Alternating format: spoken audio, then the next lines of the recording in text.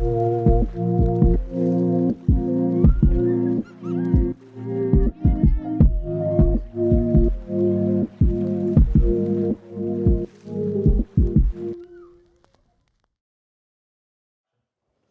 we're here with George Eustice, the Conservative candidate for Camborne Redruth. Hi, George. Hi. So, first of all, what's your key policy for this election?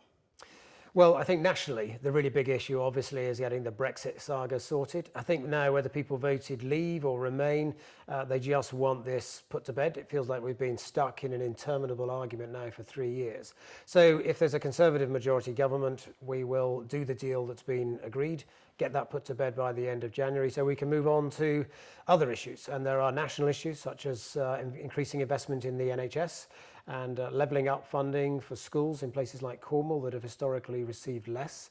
And locally, there are other issues that I want to work on, such as attracting new industries, higher paid jobs, and actually trying to help people on low pay, because we have a particular problem in Cornwall with people on low pay. Yeah, and you've grown up in your constituency. What's your biggest achievement that you've had for your constituents? I think locally, I've really put my focus over the last 9 years into getting economic regeneration, and there are a number of projects that I have been heavily involved with. So firstly, in Hale, the harbour regeneration there, it was derelict when I became the MP. I got £5 million from the government to start the improved infrastructure and the regeneration of Hale Harbour, and worked with the landowner and the local community to get that progressing. We also secured over 20 million investment from government to build the new link road in Camborne, which has unlocked all of the development potential for derelict mining land at Tucking Mill, and that's now starting to take shape. Yep. And finally, the Crescent-Kerno Cornwall Archive in Redruth is something that I threw my weight behind, and again worked with the landowner to get him to work with Cornwall Council to allow that to become the designated site. So I think those are 3 key projects that I've worked most closely on. And you can't get through this election without talking about Brexit. So what can Boris Johnson and the Conservatives do to ensure that the UK leaves the EU by the 31st of January? Well, the sad thing is that the Prime Minister managed to get a revised deal with the European Union. There were lots of people in Parliament who said that they wanted to take no deal off the table. And sadly, when he got a new deal that I think Parliament should have got behind, because it enabled future governments, future parties to shape the type of agreement they wanted, but meant that we delivered Brexit in an orderly way with a deal, so there'll be no deal chaos, as it were. But there were still opposition parties that tried to block that and frustrate that. So what we just need is a working majority, enough MPs to be able to implement the legislation, to implement what has already been agreed with the European Union, and then we can all move on. But the Conservative Party have promised the 31st of January. If there's a hung parliament, is that possible? If there's a hung parliament, it's quite likely that things would be extended again, just as we've seen twice now, or 3 times now, since March. The truth is that both Labour and the Liberal Democrats, they don't really want to leave the European Union. They either want a second referendum or they want to cancel it altogether. And I accept that the referendum was quite close, but I think it was also a clear mandate to leave. And what we should do is work out how to leave in a way that's orderly, that's sensible, to reassure those who wanted to remain. What we can't do, in my view, is just ignore the referendum result altogether. Yeah, and if there is a hung parliament and you miss the 31st of January deadline, is that not breaking a manifesto pledge? Well, look, we're working for a majority, and our message throughout all of this is we just need a working majority to get this done. We've been in government for the last 2 years, but in a hung parliament, and we just haven't been able to deliver what the government's agenda is because the other parties have stood in the way of that and literally passed laws to make it illegal for Boris Johnson to leave when he wanted to. And so we do get the deal and it all goes through. There's still that possibility of a no deal during or after the transition period. How are you going to guarantee for students that they'll still be placed in Erasmus, for businesses that they'll still be able to trade with that EU bloc? Well, I think when it comes to projects like Erasmus for students, but also some of the science programs like Horizon, the UK has always made clear that in a future partnership, some of these things are things we'd like to still participate in. We don't want to cut ourselves off. We want to take a step back from the politics of the European Union, step outside of the political institutions, step away from the European Court, and again make our own laws and be subject to our own courts. But that doesn't mean we can't work in partnership. And for my personal view is that programs like Erasmus are ones that we should still be seeking to be part of. I think there's precedent for that. Countries like Norway, which are outside the European Union, also take part in some of those programs. And it's quite possible to have programs that are European in the wider sense, that are EU member states, plus also other European countries that are non-EU members. But those still would be threatened by a no deal. So are there any sort of safety nets that would be put in place for a no deal?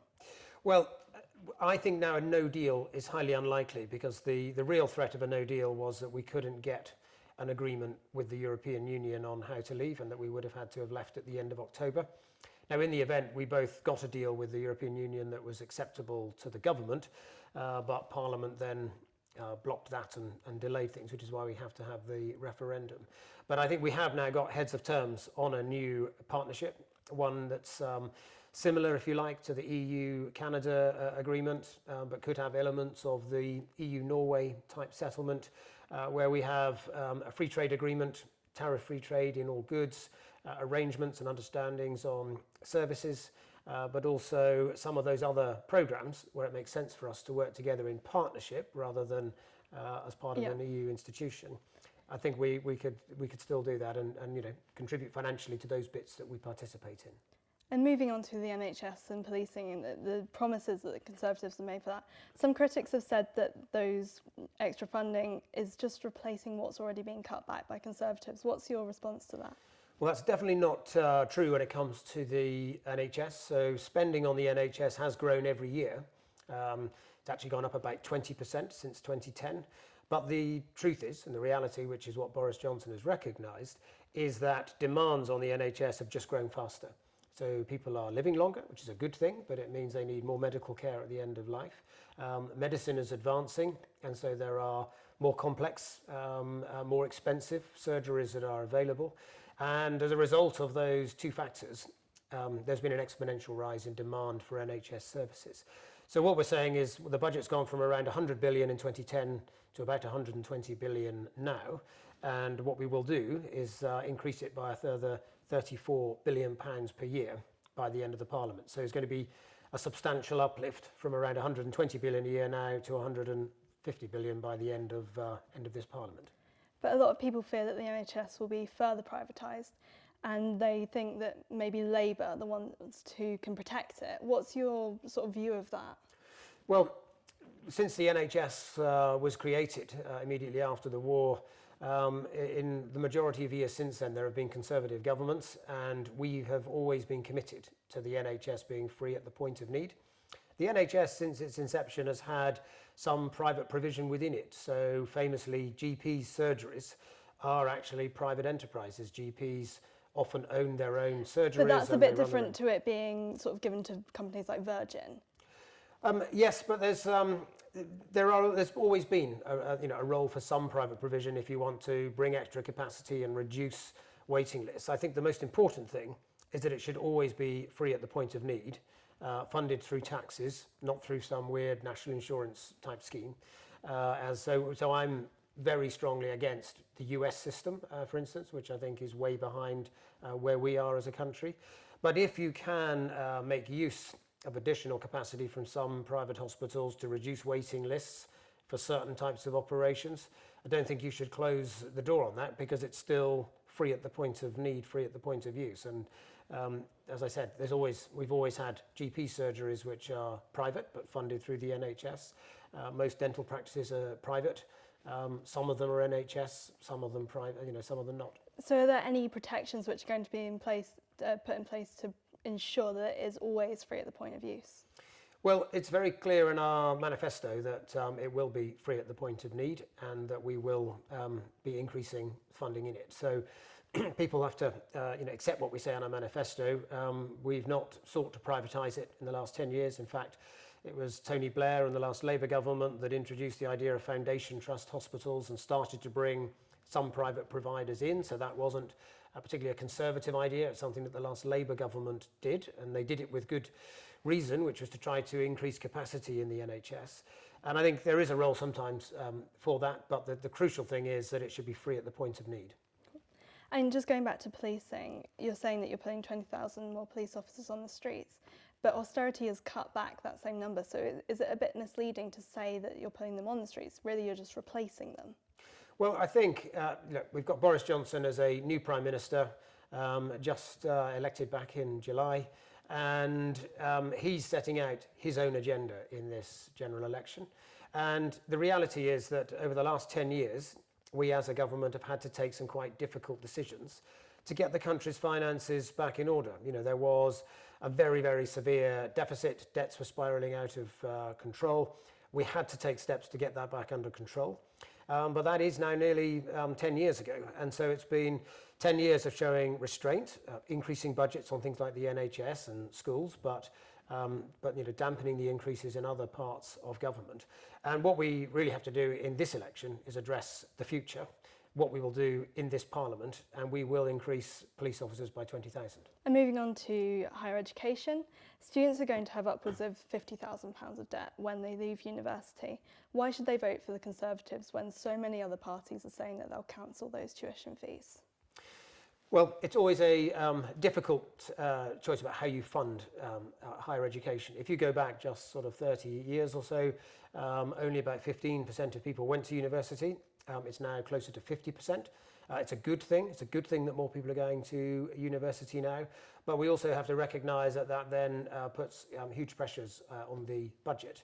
And we have to work out how we're going to fund that absolutely, you know, top-class higher education sector that we have.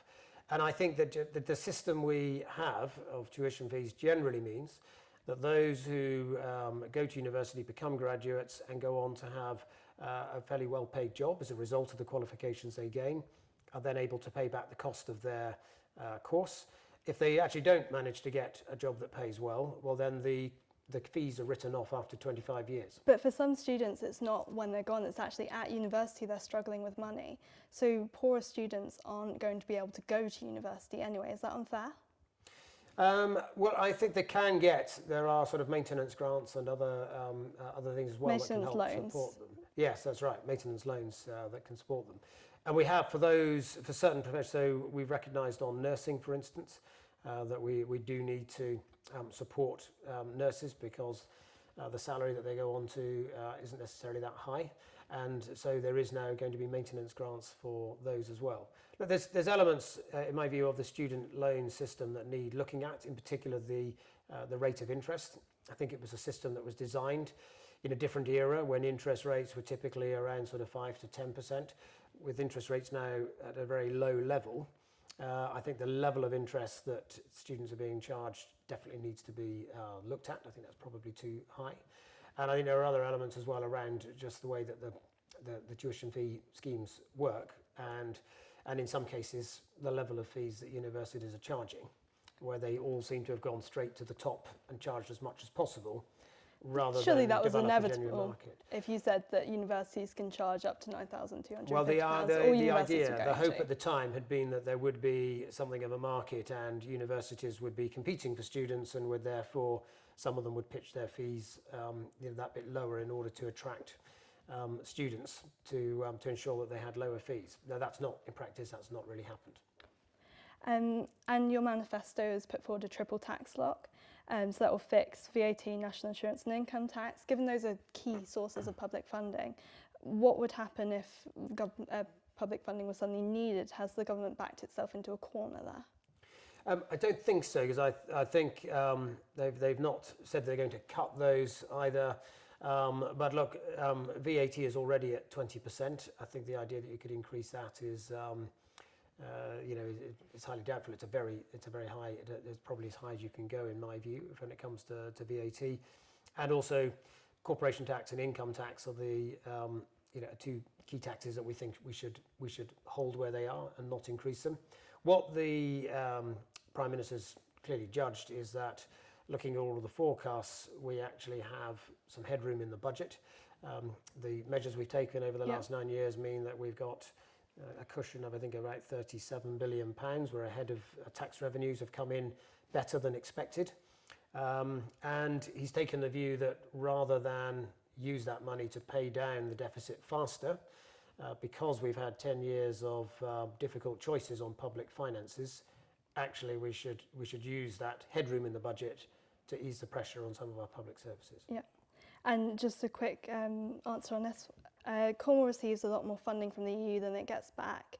How would a Conservative government ensure that continues? So we're going to introduce a shared prosperity fund to replace both the ERDF and ESF funds.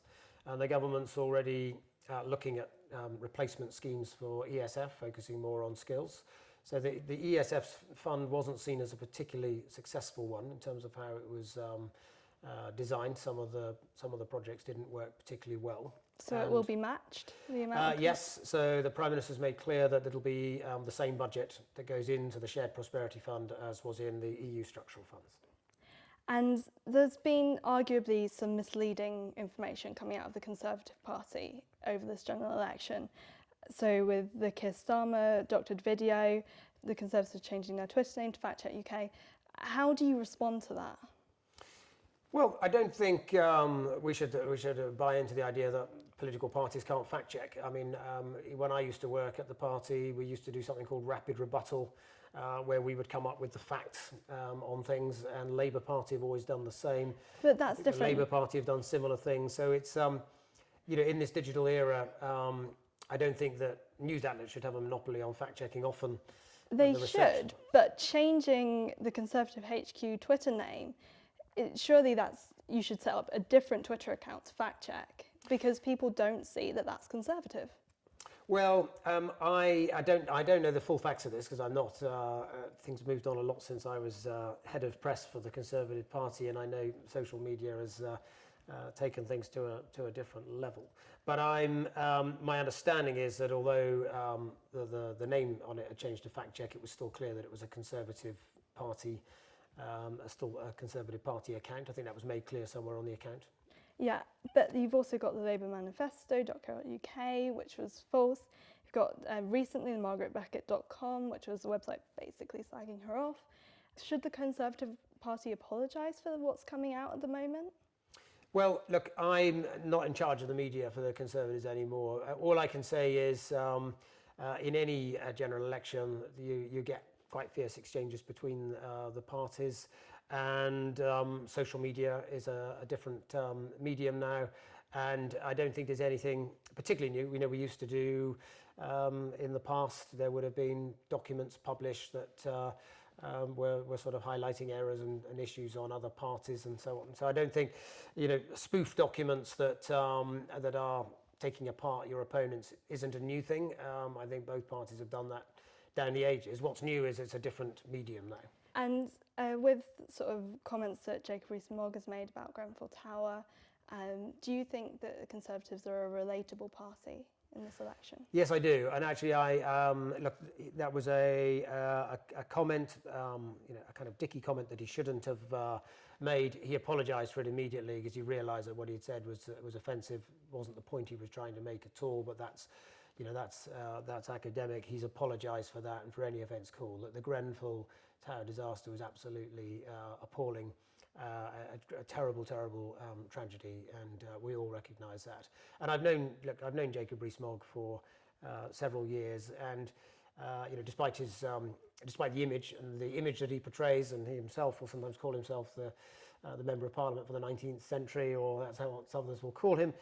Despite all of that, he's actually a very decent man and a generous-spirited man. And I know that he would not have wanted to cause any offence, and certainly didn't intend to. Thank you, George. Thank you.